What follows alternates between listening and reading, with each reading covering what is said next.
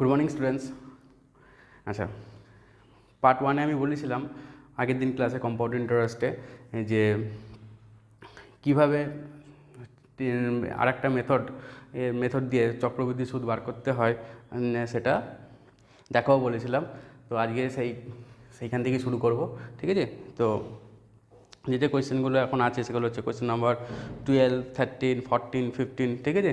তো এই কোয়েশ্চেনগুলো এখানে সুদ কীভাবে বার করতে হয় টেবিলের আকারে সেগুলো বলবো। এই টেবিলের আকারে কী কী মেরিটস, ঠিক আছে, সুবিধা অসুবিধা আছে সেগুলোও ডিসকাস করে যাব, ঠিক আছে? এই পার্টটুকুই বাকি ছিল, তো আজকে এই ক্লাসে এইগুলো শেষ করে দেবো। ওকে, সো কোয়েশ্চেনে চলে যাচ্ছে।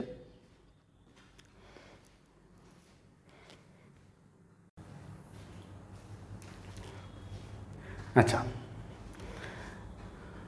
নেক্সট যেটা করবো সেটা হচ্ছে কোয়েশ্চেন নাম্বার 12। কোয়েশ্চেন নাম্বার 12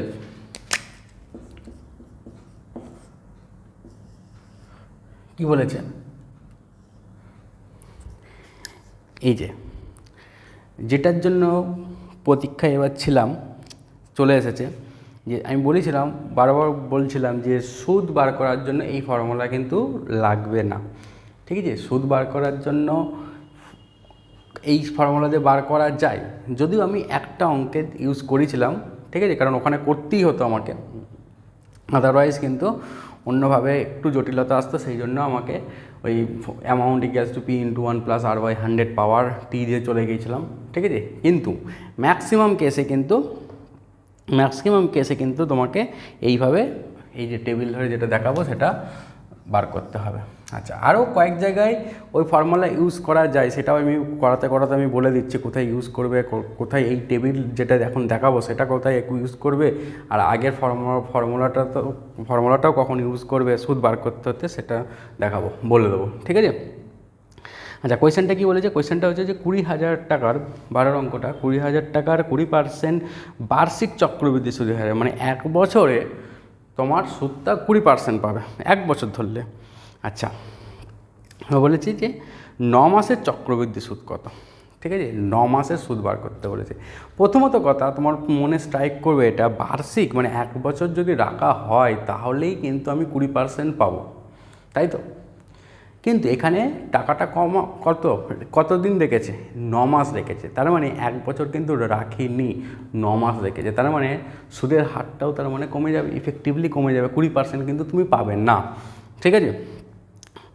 সেটা এইবার দেখে নাও কীভাবে এবার ভাগটা হবে সেটা দেখাবো। এই জায়গাটা কিন্তু ধরতে হবে ফার্স্টে, আরও বলে দিচ্ছি এই কথাটাই কিন্তু এখানে এই কোয়েশ্চেনটার জন্য রামবান আছে, ঠিক আছে? 20% হারে বার্ষিক বলেছে, বার্ষিক 20% হারে, মানে এক বছর টাকা রাখলেই তুমি 20% পাবে, কিন্তু এক বছর তুমি রাখুনি, কত রেখেছো? 9 মাস রেখেছো, তার মানে 20% থেকে কমে সুদের হার কমে যাবে, মানে কতটা পাবে সেটা এবার কোয়েশ্চেন এলেই বুঝতে পেরে যাবে, মানে যখন সলভ করাবো বুঝতে পেরে যাবে। কি বলেছে? যে এইবার এটাকেও আবার গণনা করছে প্রথমে ত্রিমাসিকভাবে, মানে 3 মাস অন্তর অন্তর, মানে 9 মাস টোটাল ডিউরেশনটা 9 মাস, কিন্তু 3 মাস করে ক্যালকুলেট করছে, একবার করছে অর্ধবার্ষিকভাবে, মানে হচ্ছে বার্ষিকভাবে, মানে অ্যাকচুয়ালি কোয়েশ্চেন পরীক্ষার সময় যে কোনো একটা জিজ্ঞাসা করবে, হয় ত্রিমাসিকভাবে অথবা অর্ধবার্ষিকভাবে অথবা বার্ষিকভাবে, ঠিক আছে? কিন্তু আমি এখানে তিনটেকেই একসাথে দেখিয়ে দেবো, ঠিক আছে? তো ফার্স্টে আমি একটা দেখাচ্ছি, মানে ত্রিমাসিকভাবে, ঠিক আছে?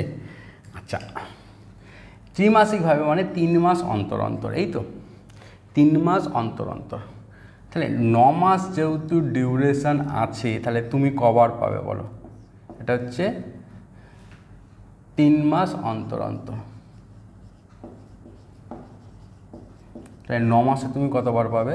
3 বার, এই তো পাবে, ঠিক আছে? আচ্ছা, এইবার আমাকে বলো, ঠিক আছে, এবার আমাকে বলো 3 বার পাবে, হয়েছে?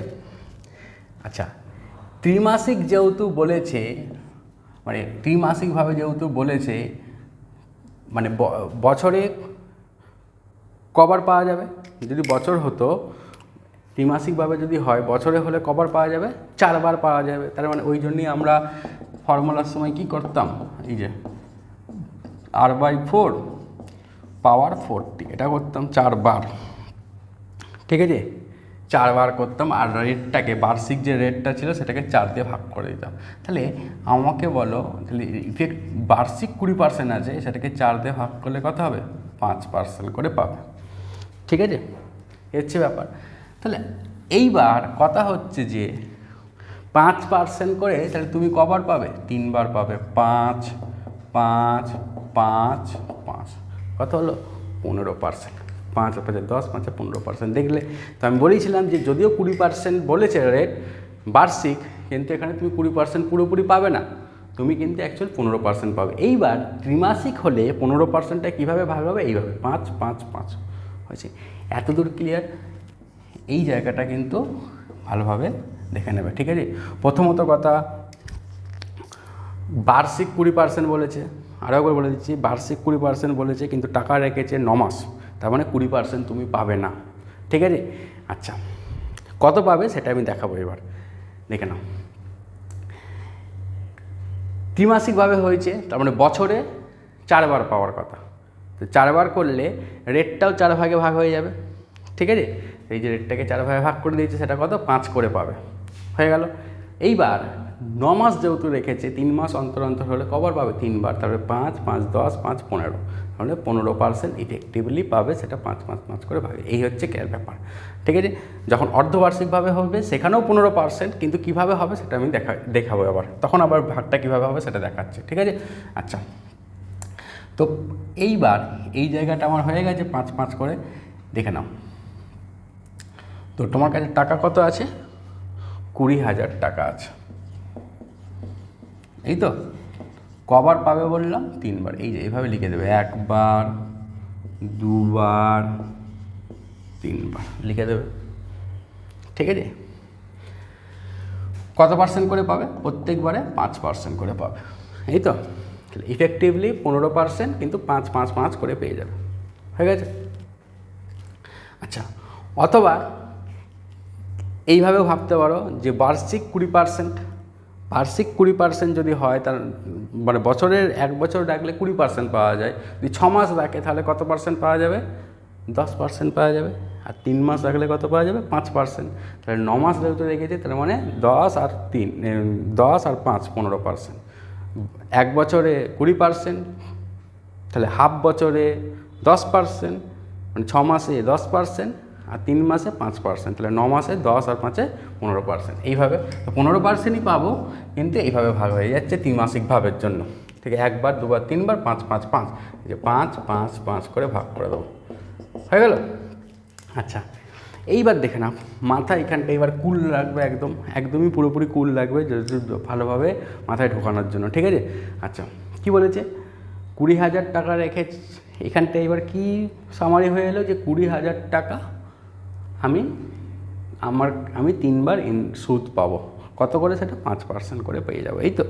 আচ্ছা, প্রথমবার যখন 20,000 টাকার সুদ ক্যালকুলেট করতে যাবে, ঠিক আছে, কত পার্সেন্ট রেটে ক্যালকুলেট করে দেবে?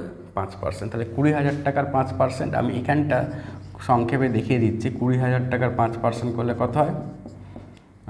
হ্যাঁ, 1,000 টাকা। তাহলে প্রথমবার কত পেয়ে যাবে? 1,000 টাকা, হয়ে গেল। মানে 20,000 টাকা তুমি রেখেছো, ফার্স্ট টাইম যখন ক্যালকুলেট করতে যাবে ব্যাংক, ঠিক আছে, দেখবে যে তোমার অ্যাকাউন্টে 20,000 টাকা আছে, 5% করে ওর রেট ইন্টারেস্ট ক্যালকুলেট করে দিয়ে দেবে 1,000 টাকা, হয়ে গেল, গল্প শেষ। তাহলে মানে প্রথমবার ইন্টারেস্ট ক্যালকুলেট করার পর তোমার অ্যাকাউন্টে এখন টাকা হয়ে যাবে 20,000 প্লাস 1,000, মানে 21,000 টাকা দেখাবে। কিন্তু এই যে অ্যামাউন্ট করবে না, এই টেবিলে যদি সুদ বার করতে হয় টেবিল ধরে, তাহলে কিন্তু এই আসল টাকার সাথে সুদটা যোগ করবে না, মানে পাটাপাটিই রাখবে। মানে আসল হচ্ছে আমার 20,000, সুদ হলো আমার 1,000, ব্যাস এইভাবে রাখবে। আচ্ছা, পরের বার যখন ব্যাংক ক্যালকুলেট করতে যাবে, তখন কি দেখবে? অ্যাকাউন্টে তোমার 21,000 টাকা আছে, কিন্তু আমি বললাম কি 21,000 টাকাটা ওইভাবে দেখবে না, ঠিক আছে, ওইভাবে রাখবে না, তুমি ভাগ করে নেবে এইভাবে, 20,000 টাকা আছে আর 1,000 টাকা আছে। ওকে, তাহলে দ্বিতীয়বার যখন ক্যালকুলেট করতে ব্যাংক, তখন দেখবে কি 20,000 টাকাও আছে, 1,000 টাকাও আছে। ওকে, তাহলে 20,000 টাকার 5% ক্যালকুলেট করবে, কত হবে বলো? 1,000 টাকায় হবে। এগেন আবার 1,000 টাকা আছে, তাহলে 1,000 টাকার 5% কত হয়? 1,000 টাকার 5% 50 হয়েছে, হয়ে গেল। আচ্ছা, এখানটা বোঝা গেছে। কি বললাম, 21 করবে না, এইখানেই হচ্ছে টেবিল করে তাহলে কোনো লাভ হবে না, কারণ টেবিলে কিন্তু অ্যামাউন্ট করা হয় না, আমি পার্ট পার্ট করে বার করার জন্যই কিন্তু এই টেবিল করা। তাহলে 21 দেখবে না, তখন দেখবে ব্যাংক আছে কত, 20,000 আছে, আবার 1,000 আছে। 20,000-এর জন্য 5% 1,000 টাকা, আবার 1,000-এর জন্য 5% 50 টাকা, হয়ে গেল। আচ্ছা, থার্ড টাইম যখন ক্যালকুলেট করতে যাবে ব্যাংক, তখন কি দেখবে তোমার অ্যাকাউন্টে কত টাকা হয়ে গেছে। এখন এই যে 21,000 তো ছিলই, আরও 1,000 + 50 হয়ে গেছে, তার মানে 22,050 টাকা হয়ে গেছে, 22,050 টাকা। কিন্তু ব্যাংক কীভাবে দেখবে যে 20,000 আছে, 1,000 আছে, 1,000 আছে, 50 আছে, এই টাকাটা আছে, 1টা 2টো 3টে 4টে আছে, তাহলে 4বার সুদ ক্যালকুলেট করে। এটার জন্য ভালো করে দেখে নাও, এটার জন্য হচ্ছে 1,000, এটার জন্য হচ্ছে 50, এটার জন্য হচ্ছে 50, এটার জন্য আবার 2.5 হয়েছে, বোঝা গেছে ভালোভাবে। ঠিক আছে, ফার্স্টে 20,000 ছিল, তার জন্য ফার্স্ট টাইম একবার 21, এটা হয়ে গেল 1,000। দ্বিতীয়বারে তখন কি দেখবে, সবসময় উপরেরটা তাকাবে, দ্বিতীয়বারে যখন যাবে উপরেরটা তাকাবে, কত আছে 20,000 আর 1,000, 20,000 আর এটা, 1,000 আর এটা। তৃতীয়বার যখন ক্যালকুলেট করবে উপরের দিকে তাকাবে, কোনটা কোনটা দেখতে পাচ্ছ তুমি, এটা এটা এটা এটা, চালে 4বার, এটার জন্য 1,000, এটার জন্য 50, এটার জন্য 50, এটার জন্য 2.5। আচ্ছা, এইবার আমাকে বল, এটা তো আমার আসল ছিল, তাহলে এটাকে এখন ধরার দরকার নেই, বাকিগুলো সুদ আমার, তাহলে 1,000 1,000 1,000, তাহলে ক হাজার সুদ হলো 3,000, আর এটা 50 50 50, মানে কত 150 টাকা, আর এটা কত 2.5, তাহলে কত হলো 3,152 টাকা 50 পয়সা, এত হচ্ছে আমার সুদ। ঠিক আছে, প্রসেস বুঝতে পেরে গেছো। তার আগে বলে দিই, বার্ষিক 20%, ঠিক আছে, মানে এক বছর রাখলেই তবে 20% পাবে, ঠিক আছে। কিন্তু রেখেছো তুমি 9 মাস, তার মানে 20% তুমি সুদ পাবে না।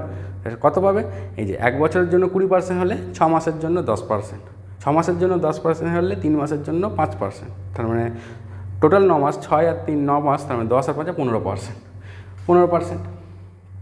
কিন্তু কীভাবে, দ্বিমাসিক যেহেতু বলেছে, তাহলে 3 মাস অন্তর, মানে 3বার পেয়ে যাচ্ছে, তাহলে 5 5 5 এইভাবে ভাগ হয়ে যাবে। এই যে 5 5 5 করে ভাগ করে দিই সুদটা, তাহলে কত এসে গেছে 3,152 টাকা সুদ। এই হচ্ছে টেবিলের আকারে, হয়েছে। এইভাবে বার করতে হবে, মুখে মুখে বার করা যায় এইভাবে, ওই জন্যেই অনেক ইজি হয়ে যাবে। ওকে,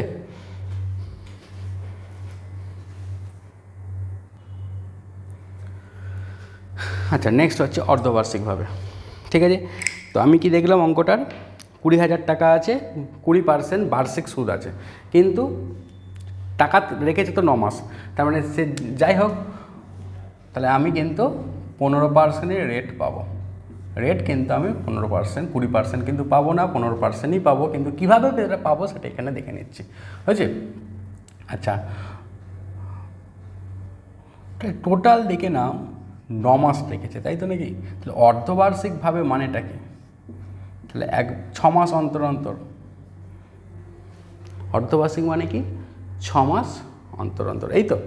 তাহলে টোটাল টাইমটা 9 মাস, কিন্তু সুদ ক্যালকুলেট করবে 6 মাস পর পর, ঠিক আছে। তাহলে 9 মাসের মধ্যে প্রথম 6 মাসে পেয়ে যাবে একবার, ঠিক আছে, আর বাকি থাকলো ক মাস, 3 মাস, তাহলে 9 মাস হয়ে গেল কমপ্লিট। বুঝতে পেরেছি কিনা পারোনি?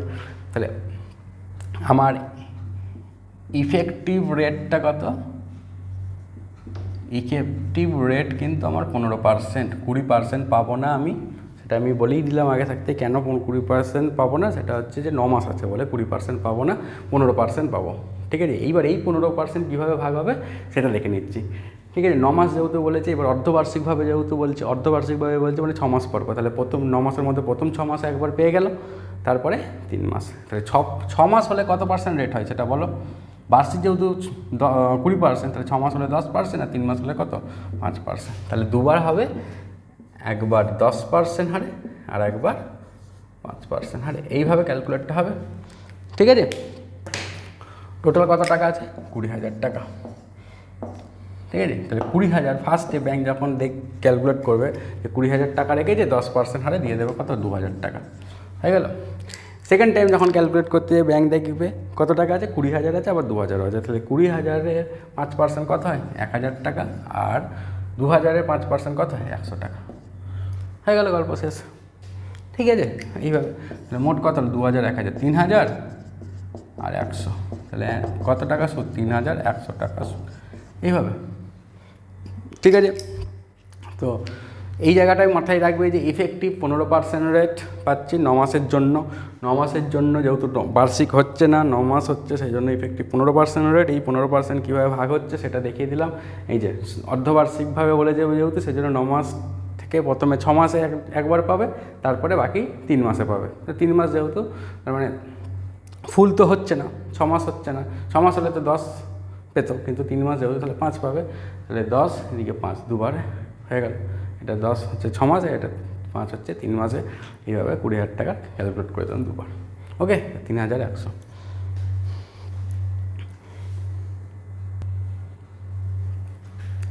আচ্ছা, নেক্সট এবার এটা 3 নম্বর পার্টে বলে যে বার্ষিকভাবে। ঠিক আছে, প্রথমত কথা, বার্ষিক তো হচ্ছেই না, কিন্তু টাকা তো রেখেছে সে 9 মাস। ঠিক আছে, তাহলে 9 মাস টাকা রেখেছে, মানে বার্ষিক হচ্ছে না, মানে 1 বছরও ক্যালকুলেট হচ্ছে না। ঠিক আছে, তার মানে তার 1 বছর, তার মানে তার ইন্টারেস্ট ক্যালকুলেট হওয়ার কথা নয়। ঠিক আছে, কিন্তু আমাকে ইন্টারেস্ট ক্যালকুলেট করতে হবে 9 মাসের বেসিসেই। তাহলে 9 মাসের বেসিসে কত পাবে? ইফেক্টিভ 15% পেয়ে যাবে। ঠিক আছে, যেহেতু একবারও ইন্টারেস্ট পাচ্ছে না, তাহলে সবসময় মনে রেখে দেবে, যদি একবার বা একবারের থেকে কম হয়, কি বললাম, যদি একবার বা একবারের থেকে কম হয়, তাহলে সিম্পল ইন্টারেস্টের ফর্মুলাতে চলে যাবে। মানে যেমন আগেরগুলো আমি করছিলাম। ঠিক আছে, জাস্ট দেখবে যে 20,000-এর 5% করে চলে যাচ্ছিলাম। এটা কি PTR/100, এই যে। ঠিক আছে, তো এইরকম পাট করে দেখাচ্ছিলাম, তো এখানেও তাই। তাহলে একবার শুধুমাত্র পেয়ে যাবে, একবারই পেয়ে যাবে, সেটা 9 মাসের জন্য 15%। সেটা কত? 20,000 টাকা আছে, তার 15% পেয়ে যাবে। হয়েছে, 15% পেয়ে যাবে। এই যে একবার তো হয়ে গেল, কত হচ্ছে? 3,000 টাকা। একবারই ঝামেলা শেষ। তাহলে বার্ষিকভাবে হলে 3,000 টাকা পাবে। এখান থেকে আরেকটা জিনিস শিখলে যে যত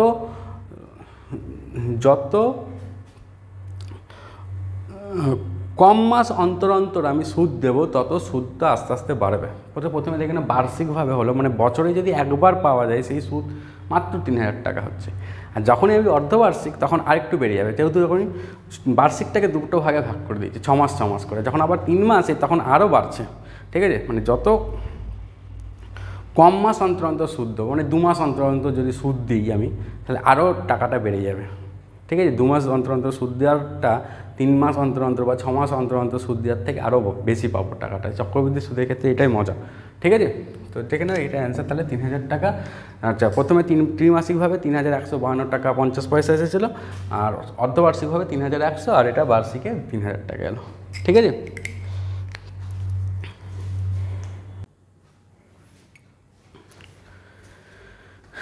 নেক্সট কোয়েশ্চেন নাম্বার 13। আচ্ছা, 13টা বলে দিই। কোয়েশ্চেন নাম্বার 13 তোমাদের হোমওয়ার্ক থাকবে। ঠিক আছে, question number 13 is similar to question number 12। Question number 12-এর ফার্স্ট পার্টটার মতো, মানে ত্রিমাসিকভাবে। এখানেও তাই বলেছে, দেখেন 12,000 টাকার 20% চক্রবৃদ্ধি সুদের হারে 9 মাসের চক্রবৃদ্ধি সুদ কত, যদি সুদ ত্রিমাসিকভাবে গণনা করা হয়। এটা হচ্ছে 13 নম্বরের কোয়েশ্চেন। আর 12 নম্বর কোয়েশ্চেনটা কী হচ্ছে, যে 20,000 টাকার 20% চক্রবৃদ্ধি সুদের হারে 9 মাসের চক্রবৃদ্ধি সুদ কত, যদি ত্রিমাসিকভাবে গণনা করা হয়। সেম কোয়েশ্চেন হবে, সেম টাইপের। তবে আমি একটু হিন্টস দিয়ে দিই, যে 20% বার্ষিক, মানে 1 বছর রাখলে 20%, কিন্তু রেখেছে কত, 9 মাস। তাহলে 9 মাসের জন্য তুমি 20% পাবে না, কম পাবে। সেটা কত পাবে? সেটা হচ্ছে এই যে বছরে 20%, মানে 6 মাসে কত হবে, 10%, আর 3 মাসে কত হবে, 5%, মানে 15%। ইফেক্টিভলি 15% পাবে, কিন্তু 9 মাসে 15%। কিন্তু এবার কবার পাবে 15%, মানে কবারে তোমার 15%টা মেলাবে, সেটা এবার দেখতে হবে। যেহেতু ত্রিমাসিক বলেছে, মানে 3 মাস করে 9 মাসে হবে, তার মানে 5 করে ক্যালকুলেট হয়ে যে প্রথমকার অঙ্কটার মতনই, 12 দাগের ফার্স্ট পার্টটা যেটা ত্রিমাসিকভাবে, সেটার অঙ্কটার মতনই করবে। 13 দাগে এটা হোমওয়ার্ক থাকবে। ঠিক আছে, আচ্ছা, নেক্সট কোয়েশ্চেন নাম্বার 14 করবো। আচ্ছা, কোয়েশ্চেন নাম্বার 14 কী বলছে, যে 6,000 টাকা আছে, 10% বার্ষিক, মানে 1 বছর রাখলে 10% পাবো, চক্রবৃদ্ধি সুদ হারে 1.5 বছর টাকা রেখেছে। তাহলে আমাকে বলো, বার্ষিক 1 বছর রাখলে 10% পাওয়া যায়, আর 1.5 বছর রাখবো তাহলে কত পার্সেন্ট পাবো, মানে 6 মাসে কত পাবো, বা বছরে যদি 10% হয় 6 মাসে কত, হাফ বছরে কত, মানে 5%, তাহলে 1.5 বছরে কত পাবো, 15% রেট পাবো। 15%টাই কীভাবে ভাগ করবো তাহলে, প্রথম বছরে তাহলে 1 বছর কমপ্লিট 10%, দ্বিতীয়বার মানে প্রথমবারে 10 হয়ে গেল ফুল, আর তারপরে দ্বিতীয়বারে কত হবে, হাফ পাবো, তাই না? তবে মিলাচ্ছি যে 10টা 5 হয়েছে, এইভাবেই হচ্ছে তোমার 1.5 বছর, তাই না? এইভাবে যেহেতু বার্ষিক বলেছে 10%, বার্ষিক 10%, তবে 1.5 বছর, 1 বছর 10%, আর এটা হাফ 5%, তাহলে 1.5 বছরে 15%, এইভাবে পাবো, তাই তো? তো কত টাকা, সেটা 6,000 টাকা আছে। প্রথমবারে বলো, প্রথমবারে 6,000-এর কত পার্সেন্ট, 10%, মানে কত, সেটা 600 টাকা, ক্যালকুলেট করে দেখবে। পরের বারে কী হবে, এই টাকাটারও হবে, এবার এই টাকাটারও পাবো, তাহলে এই টাকাটার কত পার্সেন্ট, 5%, মানে কত, 300, এই টাকাটা 5% কত, 30, ক্যালকুলেট করে দেখে নেবে, ঠিক আছে? এই যে এটার 600 আর 5%, এইভাবে ক্যালকুলেট করতে, ঠিক আছে?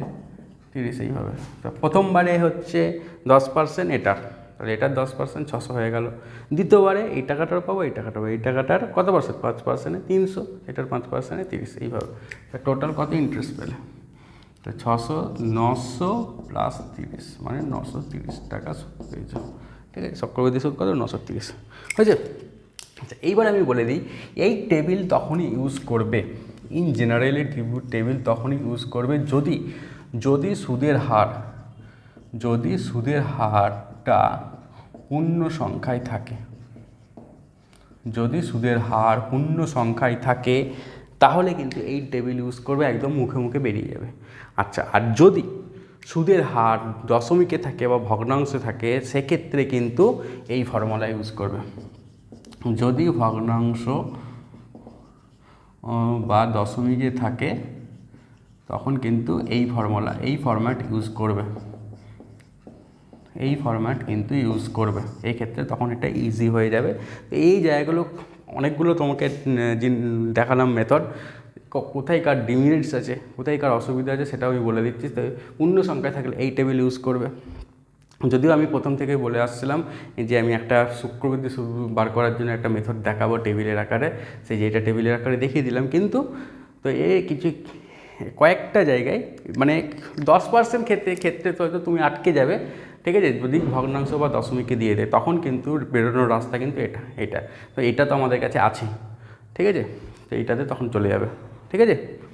এটা এইভাবে অ্যান্সার 930, 14টা।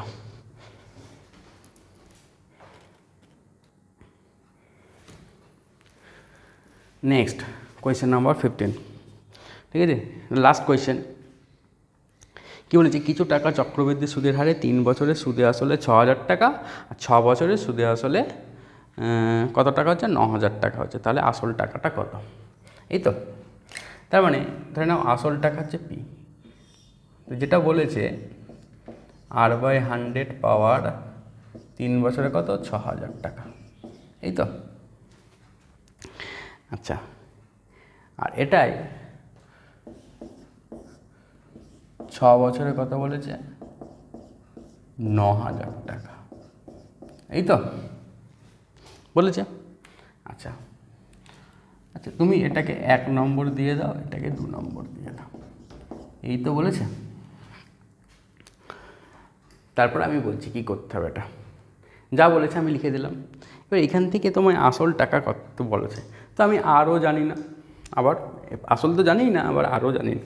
তো তুমি কি করবে, এই 2 নম্বরকে ভাগ করবে 1 নম্বর দিয়ে, তাই দেখে না কি হয়ে যাবে,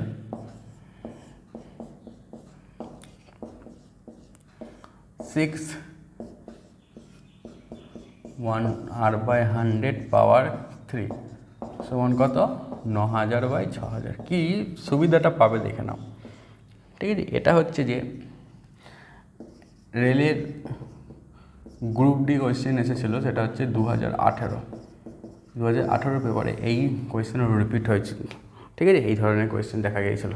আচ্ছা, তো এখানে সুবিধাটা হচ্ছে পিপি কেটে গেল, আচ্ছা, এবার এটা 6 সেম আছে, 1+r/100 পাওয়ার 6 আর 1+r/100 পাওয়ার 3 সেম স্ট্রাকচার আছে, কিন্তু এখানে 6 পাওয়ার, এখানে 3 পাওয়ার, তাহলে কেটে গিয়ে কটা থাকবে? 3টে পাওয়ার থাকবে, তাই না? এটা পাওয়ার 3 হচ্ছে এটা আছে, এখানে কত হচ্ছে 3/2 হয়ে গেল তো।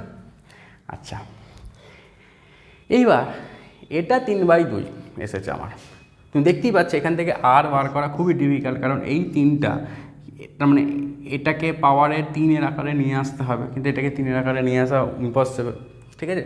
আর এর মানটাও বার করা এখান থেকে ইম্পসিবল আছে, তো সেই জন্য অত কিছু এখান থেকে জানার দরকার নেই, তোমাকে এখান কী বার করতে, যেটা বার করতে সেটাই ফোকাস রাখবো, তোমাকে বার করতে বলতে পি, এই তো নাকি? আচ্ছা, ভালোভাবে ভেবে দেখো, এই স্ট্রাকচারটা কোথাও আগে দেখেছো? কোথাও আছে? কোথায় আছে? এই যে এইখানে আছে, দেখে না, এইখানে আছে না? তো এইবার এইখানে আমি লিখে দিচ্ছি, তো পি ইন্টু এইখান থেকে নিয়ে বসে দিচ্ছে, পি ইন্টু 1+r/100 পাওয়ার 3 ছিল, তো এই 1+r/100 পাওয়ার 3 এখানে নিয়ে যাচ্ছে, বসিয়ে দিচ্ছে, তাই 3/2 লিখতে পারবো, সমান তাহলে কত? 6000। এখান থেকে পি এর মান কত হবে? 6000 ইন্টু 2/3 কত হচ্ছে? এটা 2000, মানে 2 দুগুণে 4000 হয়েছে, এত টাকা। আসল টাকা হচ্ছে কত? 4000 টাকা। এইভাবে, ঠিক আছে? যে ব্যাপার দেখে নাও কীভাবে করতে হলে, এটা একটা আলাদা টাইপের, একটা দেখিয়ে দিলাম, ওকে? যেটা গ্রুপ ডি 2018 এই ধরনের কোয়েশ্চেন এসেছিলো, ওকে? আচ্ছা, দেখে নাও, এটাই লাস্ট কোয়েশ্চেন ছিল কম্পাউন্ড ইন্টারেস্টে, যা যা প্যাটার্ন হয়, যা যা টাইপ হয়, সেটাও সবই দেখানো হয়ে গেছে। যদি টুকটাক কোনো কোয়েশ্চেন থাকে কোনো গ্রুপে পাঠাবে, আমি তোমাকে সলভ করে দেবো। তো কী কী দেখালাম? যে amount equals to P into 1+r/100 হচ্ছে, এই অ্যামাউন্ট বার করতে হলে, পি বার করতে হলে, আর বার করতে হলে, টি বার করতে হলে, মানে সময়, সুদের হার, সুদ আসল যদি বার করতে, তাহলে এই ফর্মুলা দিয়ে ইউজ করবে, ঠিক আছে? আর চক্রবৃদ্ধি সুদ বার করবো ওই টেবিল ধরে, তবে ওই টেবিলের লিমিটেশনটা কি? যদি সুদের হারটা পূর্ণ সংখ্যায় থাকে, আর যদি ভগ্নাংশ বা দশমিকে থাকে, তখন এই ফরম্যাট দিয়ে যাবে। এই ফরম্যাটে ইন জেনারেলি বার করবে না, পূর্ণ সংখ্যায় থাকলে টেবিল ধরেই চলে যাবে, ঠিক আছে? যদি ভগ্নাংশ বা দশমিক থাকে তখন এটা ইউজ করবে, তখন এটা লাস্ট অপশন এটা, ঠিক আছে? আর কি বলেছিলাম, যে 2 বছরের জন্য চক্রবৃদ্ধি সুদ আর সরল সুদের মধ্যে ডিফারেন্স কত সেগুলো বলেছিলাম, 3 বছরের জন্য বলেছিলাম, ঠিক আছে? কীভাবে জিনিসগুলো ইউজ করতে হয়, এই ফর্মুলাটাকেও আবার কীভাবে মডিফাইড করে ইউজ করতে হয়, সেই জায়গাগুলো বলা আছে। হচ্ছে ব্যাপার, কনসেপ্ট, সিম্পল ইন্টারেস্টের কনসেপ্ট এখানে চক্রবৃদ্ধিতে যদি অ্যাপ্লাই করা হয়, সেক্ষেত্রে অনেক কোয়েশ্চেন ইজি হয়ে গেছিলো। এই জায়গাগুলো টুকটাক মাথায় রাখবে। তারপরে এই একটা লাস্ট ফরম্যাট, এটা এইভাবে কীভাবে দেখালাম, ওকে? তো থ্যাংক ইউ ক্লাস।